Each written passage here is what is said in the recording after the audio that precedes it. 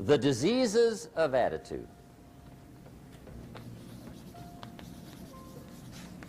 It's never that pleasant to talk about the negative, but we got to talk about it because life is part negative. These attitude diseases are like weeds that grow in the garden. It's a normal part of life. Here's a good phrase to note. Negative is normal.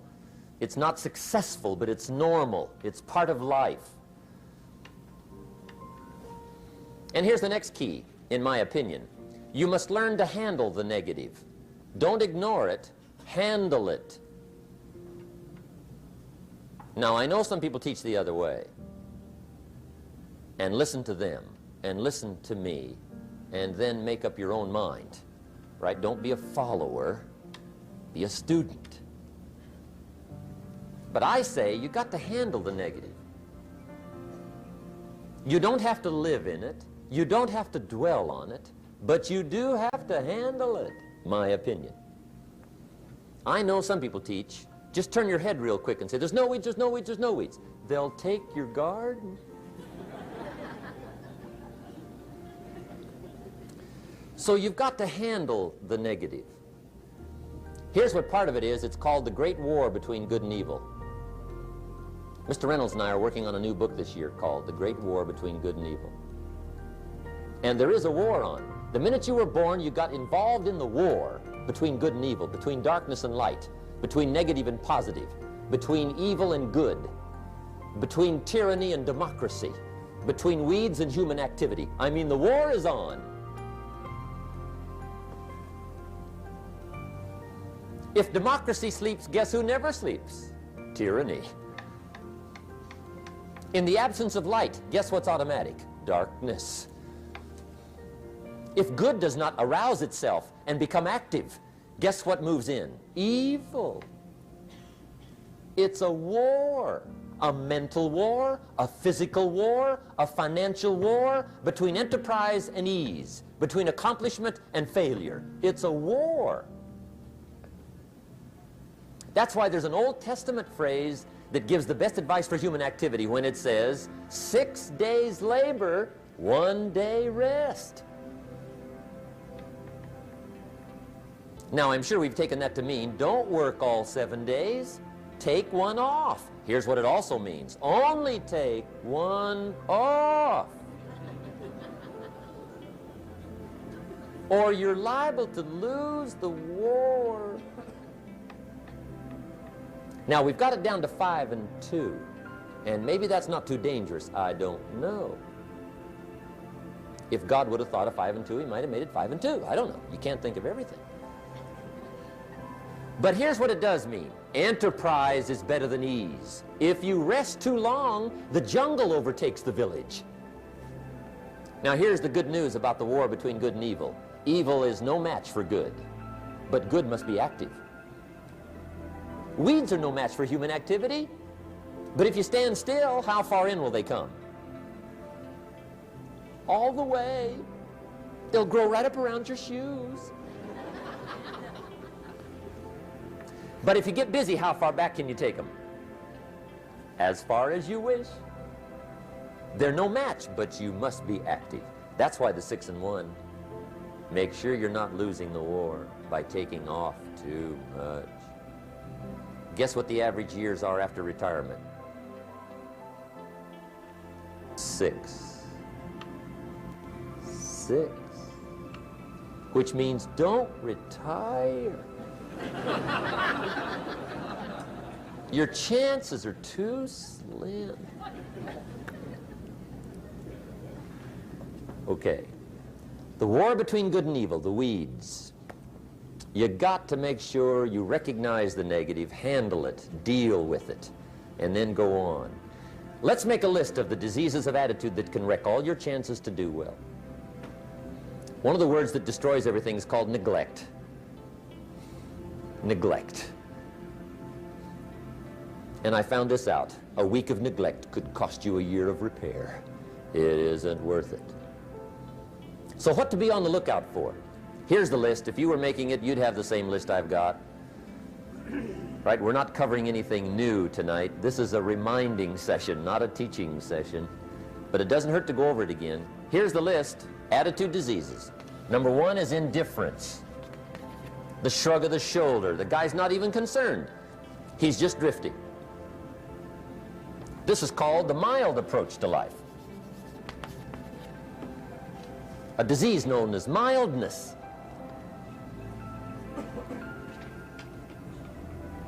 The guy says, well, I can't see getting all that worked up. Well, to be any kind of winner, you gotta get worked up. There's one problem with drift. You cannot drift to the top of the mountain. And the good Lord said in the closing chapters of the Bible, here's the best way to live, one way or the other. That's best. Hot or what's next best? Cold is next best to hot. Not the half-baked middle, lukewarm, not too hot, not too cold. What a sad way to live. I think what it means is pick a direction and go with everything you got. Just pick one and go. Somebody says, yeah, but what if it's the wrong direction? You'll find out quicker. It won't take you 25 years to wake up and say, oh no, I've been walking the wrong road. I told my staff the other day, next best to prosperity is adversity. If one doesn't get you, pray for the other.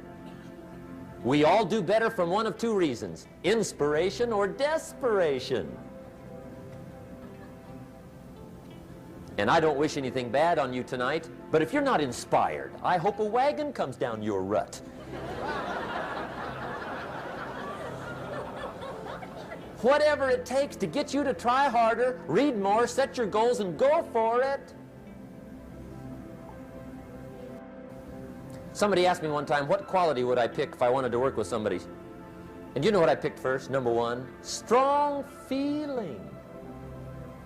Please, number one, give me somebody that feels strong. About most anything, I don't even care. Just so they believe it. Even if they disagree with me. Wonderful. Just so they disagree vigorously. I'm not saying it's easy to win those kind of people to your point of view, but I'd rather do that than to try to resurrect people from the dead. Pump them up every month, pump them up, pump them up. I pass. The good Lord needs a leader for the early Christians. Remember the early days of the Christians? Not like today. If you were to stand up in the early days and say, I'm a Christian, cut off your head, toss you and your wife in jail, let you rot. I mean, those were ugly days. Being a Christian back then was not called socially acceptable. They didn't have 125,000 in the Los Angeles Coliseum to hear Billy Graham on a Sunday afternoon. Not back in those days. Back in those days when the Christians got in the Coliseum, it was a different story, right? I mean, the word was, stay out of the Coliseum, especially on Sunday. Last Sunday was Lions 33, Christians nothing. See, those were mean, tough struggle days for the Christians. Now, when the days are mean and tough and struggling, you got to have some kind of leader. Do you know who the good Lord picked for the leader when the days were mean and ugly? Saul. From Tarsus. That's who he picked, Saul. I'll tell you what, I would have picked him. You would have picked him. Anybody would have picked Saul. Saul was one of those incredible guys. Once he got into something, look out. Everybody in the community knew what Saul was in. Because whatever he joined, he'd flip all the switches, open up all the dials, turn on all the faucets, and go like mad. He was known as All-Out Saul. I mean, he was something else. Now, at first, it wasn't working out well. Saul hated Christians, which makes a poor leader, right? I mean, that won't work. Saul got this bug somewhere about the Christians. He got to hating Christians. And he hated them so bad, every time somebody would say Christian, he'd fly into a rage. And I guess he decided one day, it was his mission in life to get rid of all the Christians. He was Saul anyhow, could do most anything he wanted to. So he got him these letters of authority to go around to the various communities and hunt down the Christians. They said, do whatever you want to with them, Saul. They're unpopular anyhow. Drag them in the streets, whip them, stone them, torture them, kill them. You mention the name Saul from Tarsus to the early Christians. I'll tell you what they would do. They would run, hide, lock the doors, leave town, dive underground. I've been in the catacombs of Rome where they hid. He was mean. I mean, terribly mean. But remember the story? One day Saul's making it for Damascus. Heard about some new Christians, flies into a rage, takes off for Damascus. And the story said he was angry. There's a little sentence in the story that says, on his way to Damascus, he was breathing out threatenings and slaughter, which meant he felt rather strong about the idea, right? That's strong, that's strong. But on this journey, right, according to the story, as Saul was making his way to Damascus, the good Lord looks down out of heaven and says, there's my man, Saul. He's got to be something else. And according to the story, this great light shines out of heaven, knocks him flat, right off his horse, grinds his face in the dirt, and blinds him for 3 days. The good Lord using recruiting tools we can't use, but when you're Lord, right? To make a long story short, Saul from Tarsus becomes converted to Christianity. He becomes Paul, the great leader, the apostle. And without a doubt, the good Lord got him a dandy. One he didn't have to pump up every month. In one of his later writings, he said, the things I once hated, I now love. The things I once loved, I now hate. See, that's strong. Here's the key to the good life. Learn to put everything you've got into everything you do. Whatever you are doing, pour it on. It will quickly open up into opportunity or quickly disclose to you that you ought to be doing something else. The delusion is, if I had a better job, I'd really pour it on. See, that's delusion. Wherever you are, pour it on. Don't give somebody half a job for a day's pay. Pour it on. See, that'll help change your life. Get rid of this disease. Here's the next attitude disease, indecision. Mental paralysis. The guy can't make up his mind and it becomes a disease. Pretty soon he knows he's got it. The guy says, well, I know I'm on the fence. But he says, what if I get off on the wrong side? Listen, after a while it doesn't matter. Just get off. Any side will do. A life full of adventure is a life full of many decisions. The ones that turn out to be wrong give you better experience to make better decisions. So don't see how many decisions you can get out of, see how many you can get into. That's where the adventure is. So shake off this disease, indecision. The next one is doubt. Doubt's like a plague, and one of the worst is self-doubt. There are many, but that's one of the worst. The guy doubts himself, doubts if it'll last that long for him, doubts if he can do that well, doubts if he can make that much, doubts if he can accomplish all that. A chronic, excellent self-doubter. You can imagine what damage that does to your future. So here's the key. Turn this coin over and become a believer. And there's many things to believe in. One of the majors is yourself. The understanding of self-worth is the beginning of progress. Now, if those three don't get you, this one will. Worry.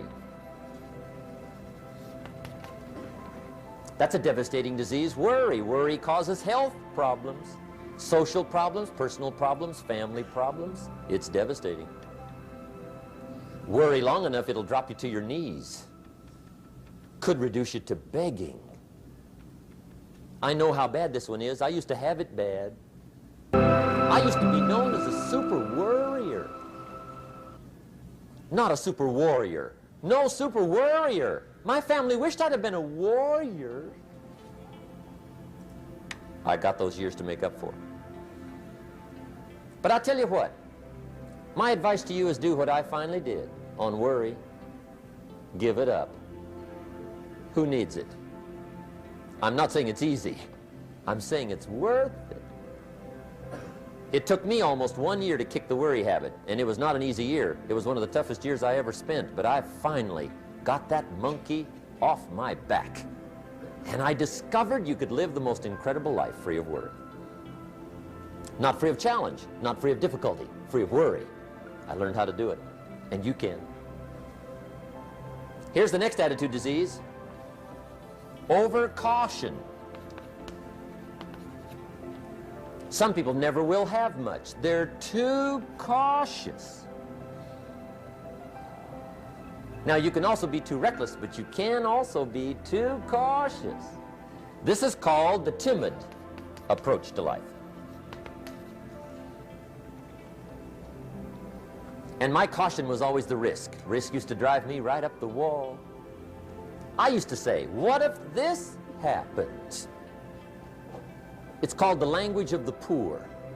What if this happens? And on top of that, if this was to happen, look at the fix I'd be in. I'd better not try. I could always ace myself out. Then I'll tell you what changed my whole life when I finally discovered it's all risky. The minute you were born, it got risky. If you think trying is risky, wait till they hand you the bill for not trying. If you think investing is risky, wait till you get the tab for not investing. See, it's all risky. Getting married is risky. Having children is risky. Going into business is risky. Investing your money is risky. It's all risky. I'll tell you how risky life is. You're not going to get out alive. That's risky. The Englishman says, well, if that's the way it's going to work out, let's give it a go. Right, that's what it's for. Give it a go. Somebody says, yeah, but I'm looking for safety and security. Fine, then huddle in a corner. We'll cover you with a sheet, bring you 3 meals a day. And we'll protect you, feed you, look after you, care for you. We won't let anything happen to you, and you'll probably live to be 100. The guy said, well, yeah, I'd live to be 100. But what a way to live. Right. What a way to live, safe and secure. Don't ask for security. Ask for adventure. Better to live 30 years full of adventure than 100 years safe in the corner. And see, it's not important how long you live. What's important is how you live.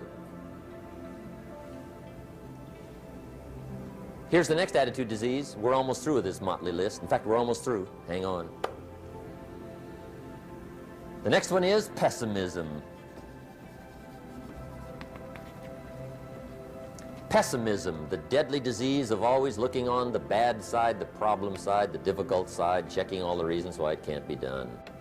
The poor pessimist leads an ugly life. He doesn't try to figure out what's right. He tries to figure out what's wrong. He doesn't look for virtue. He looks for faults. And when he finds them, he's delighted. How ugly. This is the poor guy who looks through the window, doesn't see the sunset. He sees the specks on the window.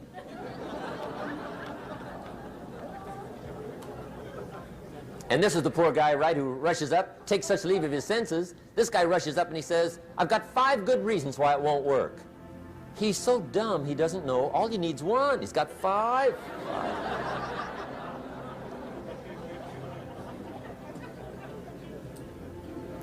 To the pessimist, the glass is always half empty. To the optimist, the glass is half full. Why would the same measure affect people 2 different ways? Answer, it all depends on how you look at it. Our lives are mostly affected by the way we think things are, not the way they are. The way we think they are affects us most. There's a subject we don't have time to get into tonight called better thinking habits. One of the major things Shove taught me when I met him, he said, poor thinking habits keeps most people poor. Not poor working habits. Most people work hard, but they don't think hard. And Shove taught me that the mind is like a factory, a mental factory. And whatever you think about all day long pours ingredients into this mental factory. And that's what builds the economic, social, financial fabric of your life. He quoted me a Bible phrase that says, as you think, so you become. How awesome. When he talked about poor thinking habits, he had me. I used to start the day reading the morning newspaper. I mean, you can believe that or not. I'd get a cup of coffee and read the paper. I'd load up on wars and riots and murders and stabbings and killings and bank robberies and muggings and car wrecks and tragedies. I'd even read the back pages. I seem to like that stuff for some weird reason. I'd load up on all that, and then I'd start the day. You can imagine the kind of days I used to have. You walk around on your financial knees. They call you economic peewee.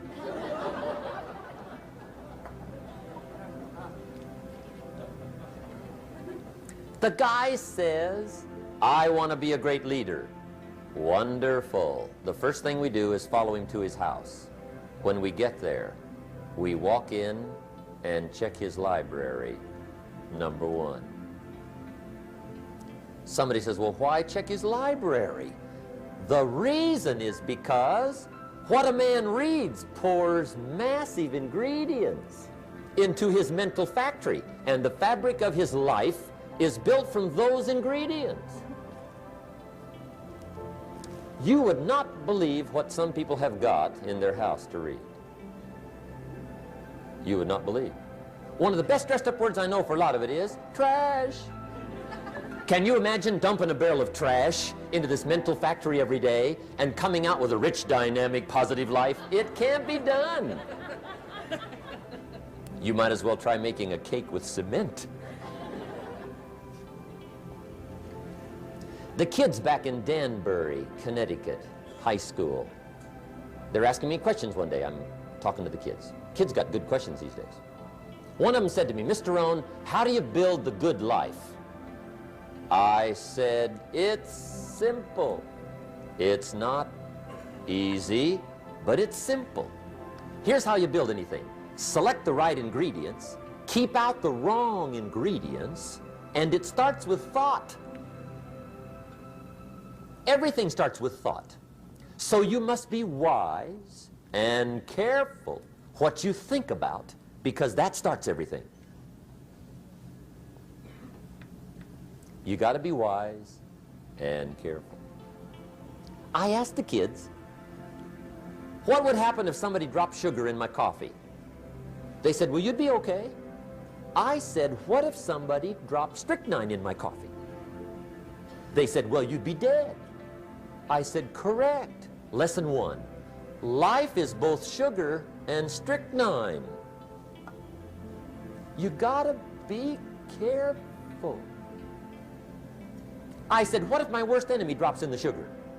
They said, will you be okay? I said, what if my best friend, even by accident, drops in the strychnine? They said, well, you'd be dead. I said, correct. Lesson two, watch your coffee.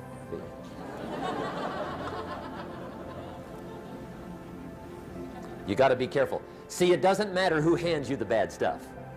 It doesn't matter where you get the bad stuff. It'll still do its damage on your bank account, wherever you get it. Mr. Schoaf gave me one of the greatest phrases when I first met him when he said, Jim, every day stand guard at the door of your mind. How important. Stand guard at the door of your mind.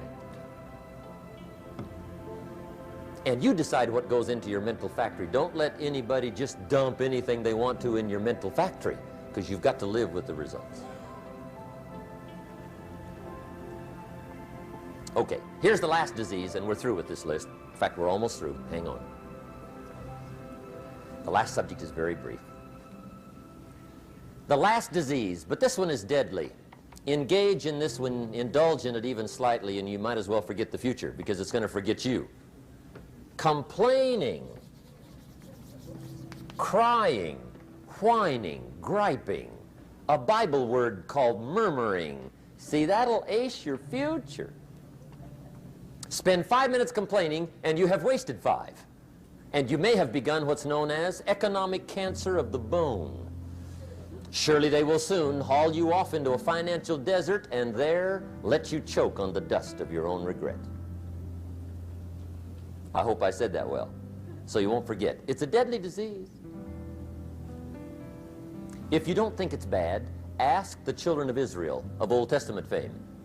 Typical of us all, their story just happened to get in the book.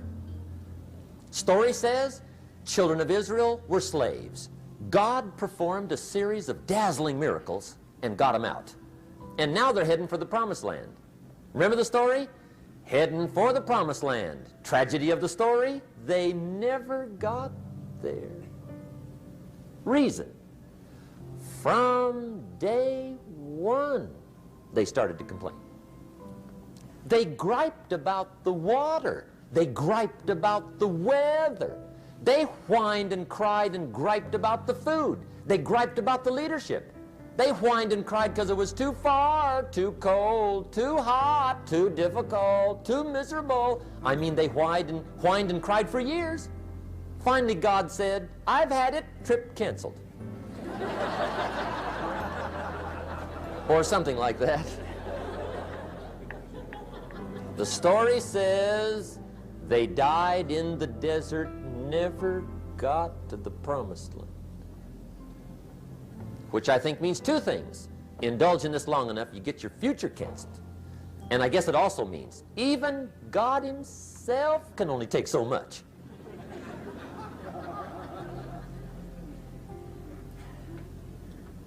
Okay. Just be on the lookout of the things that can destroy all the good you start. The war is on. And this evening, tomorrow, mentally, personally, socially, economically, you got to make sure you're winning the war. And this is part of it.